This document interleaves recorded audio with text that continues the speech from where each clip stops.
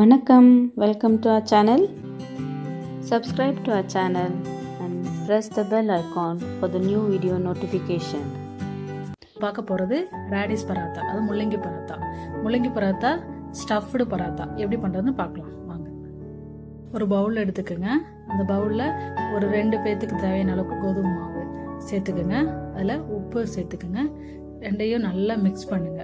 ஆனால் உப்பு எல்லா இடத்துலையும் கலந்து வரணும், அதனால நல்லா மிக்ஸ் பண்ணுங்க.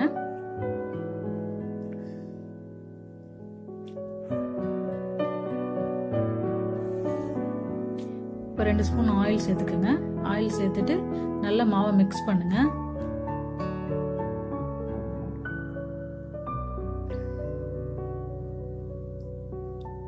இப்போ தண்ணி ஊற்றி கொஞ்சம் கொஞ்சமாக தண்ணி ஊற்றி நீங்கள் வந்து சப்பாத்தி மாவு பதத்துக்கு பிசைஞ்சு வச்சுக்கோங்க மாவு.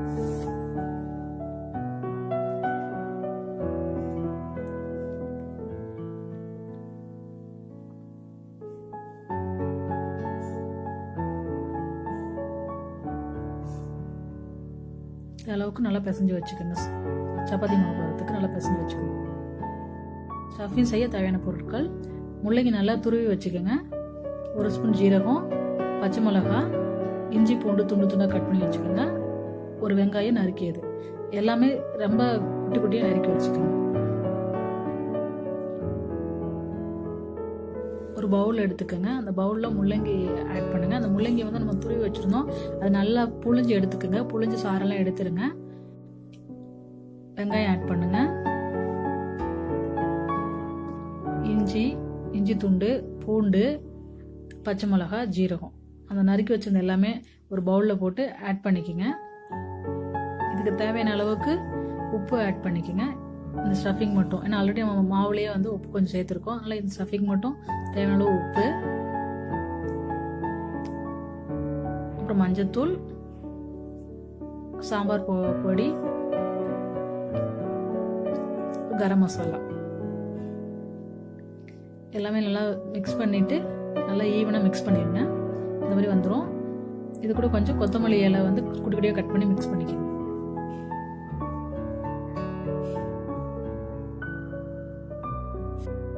இப்போ சப்பாத்தி மாவு இந்த அளவுக்கு மாவு எடுத்து நல்லா ஒரு பால் மாதிரி ஊட்டிக்கோங்க. ஊட்டிட்டு இந்த சப்பாத்தி எப்படி தேவைங்க நார்மலாக அது மாதிரியே ஒரு சப்பாத்தி மாதிரி தேய்ச்சி வச்சுக்கோங்க.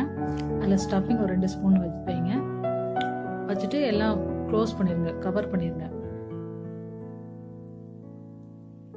இந்த மாதிரி எல்லாம் நல்லா கவர் பண்ணிடுங்க.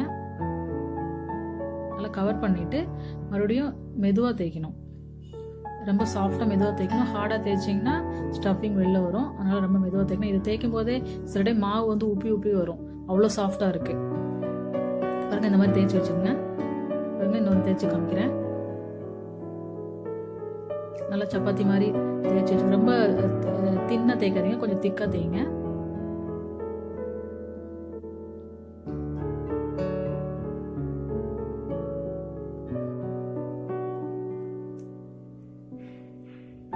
ஸ்டஃபிங் 2 ஸ்பூன் வைக்கிறோம்.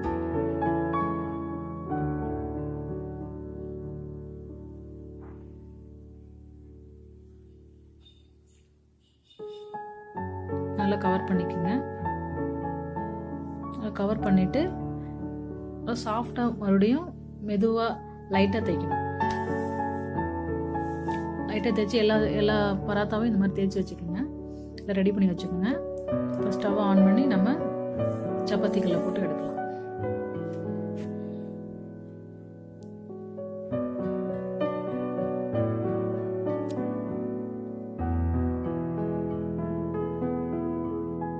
சப்பாத்திகள் சூடானதுக்கப்புறம் அதில் ஆயிலோ இல்லை பட்டரோ கிரீஸ் பண்ணிவிட்டு பராத்தா போட்டுருங்க. கொஞ்சம் ஆயில் மேலே விட்டுக்குங்க. ஒரு 20 செகண்டுக்கு ஒருக்கா திருப்பி போடுங்க. அப்பப்போ கொஞ்சம் ஆயில் சேர்த்துக்குங்க. அடுப்பு முக்கியமாக சிம்மில் வச்சு பண்ணுங்க. இது ஹை ஃப்ளேமில் வச்சு பண்ணிடாதீங்க. ஏன்னா உள்ளே வந்து நம்ம வேக வைக்காமல் அப்படியே ஸ்டஃப் தான் பண்ணியிருக்கோம். அதனால் அது வேணும்னா கொஞ்சம் சிம்மில் வச்சு பொறுமையாக வேக வைங்க. இல்லாட்டி வெளியில் கருகிடும், உள்ளே வந்து வேகாமல் இருக்கும்.